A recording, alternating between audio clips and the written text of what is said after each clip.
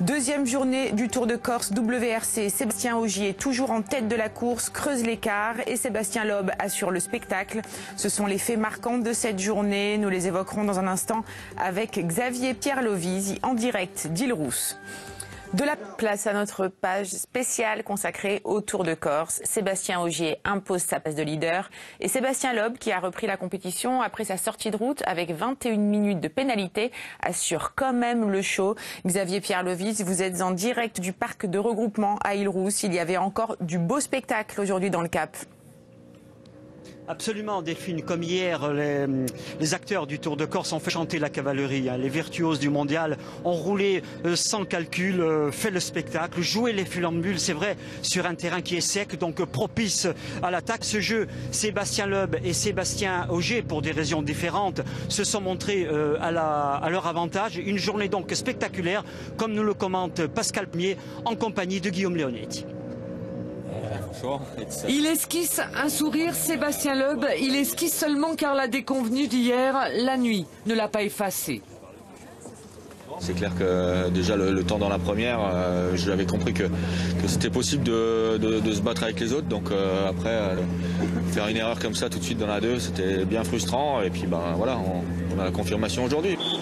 Des regrets forcément, car ce matin le roi du Cap, c'est bien lui. Meilleur chrono entre Cagnano et Canari, puis dans les Agriates, mais désormais juste pour son plaisir et celui de son public. Fort de ses 33 secondes d'avance, Sébastien Ogier lui a pour principal objectif ce matin de tenir Thierry Neuville à distance.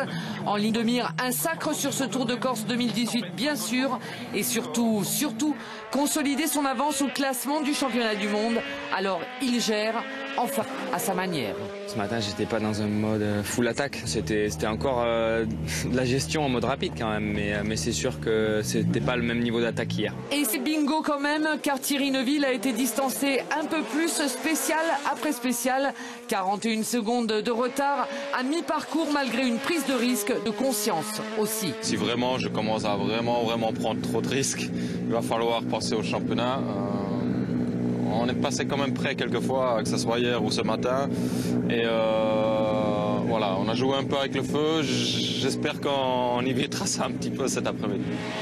Des deuxième et troisième places très disputées. Chris Mick, qui était roue dans roue avec le Belge depuis le début du rallye, est revenu à sa hauteur avant la dernière spéciale de la journée.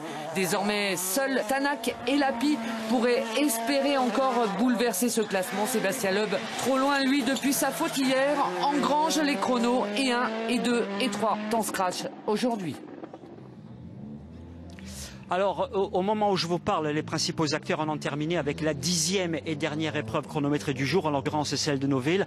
Bien sûr, Sébastien Ogier reste aux commandes. On apprend que Chris Mick, le Britannique, au volant de sa Citroën, est sorti de la route, a priori, sans gravité. Et puis, autre information intéressante, c'est Ott Tanak, l'Estonien, qui s'empare de la deuxième place. Il vient chipper la deuxième place au Belge Thierry Neuville. Voilà qui promet une bien belle bagarre demain lors de la dernière étape qui va se jouer du côté de Véro et de Cotitia. Tous ces pilotes se tiennent vraiment en une poignée de secondes, donc pour la deuxième, troisième et quatrième place, et voire même la cinquième. Côté insulaire maintenant, en quelques images, la lutte bat son plein. Vous l'imaginez, François Frémousse ici à l'image sur Peugeot 208 a pris les commandes du classement insulaire. L'enfant de Cervione pointe donc en tête devant la Ford Fiesta pilotée par le Bastier Louis Antonini. Pierre-Marc Nanouchi sur Clio est troisième. Le licencié de Lazare Restoniga est suivi à 35 secondes par Cédric Card, également sur Clio, qui fait une superbe course. Et puis le Venaquais Paul-André Marianne sur Peugeot 208 Peugeot, donc complète le top 5. Alors nous sommes en direct du côté de l'Île-Rousse. C'est la première fois qu'un parc de regroupement est organisé ici à l'Île-Rousse, ce qui a attiré énormément de monde. Et je suis en compagnie du président de l'Union des métiers et des industries de l'hôtellerie de Corse, Bernard Gudicilli. Bonsoir. Merci d'être avec nous. On l'a dit, les hôtels sont pleins depuis très longtemps, que ce soit dans la région bastiaise, région ajaxienne, également du côté de la Balagne, puisque on a organisé des parcs de regroupement. J'imagine que c'est la satisfaction d'un point de vue économique en ce qui vous concerne.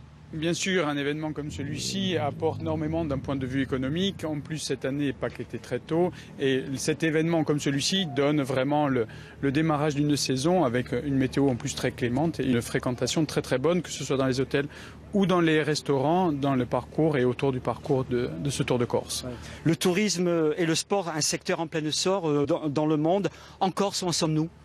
Alors, le tourisme et le sport, bien sûr, le sport, un vecteur énorme d'images et qui draine énormément de personnes, que ce soit le sport automobile avec un événement comme celui-ci, en couverture le rallye aux 10 000 virages qui mène des images à travers toute la Corse et on sait que à travers tout le monde, pardon, mais également le sport nature, on a un cadre exceptionnel, que ce soit pour la course en montagne, le vélo comme on l'a eu et comme on l'aura encore avec des courses de VTT. Il reste beaucoup de choses à faire alors. Alors il reste énormément à faire, on le voit cette saison, beaucoup de kayakistes dans l'intérieur, ça permettrait de revitaliser l'intérieur également, mais on est au balbutiement de l'ère du sport de tourisme.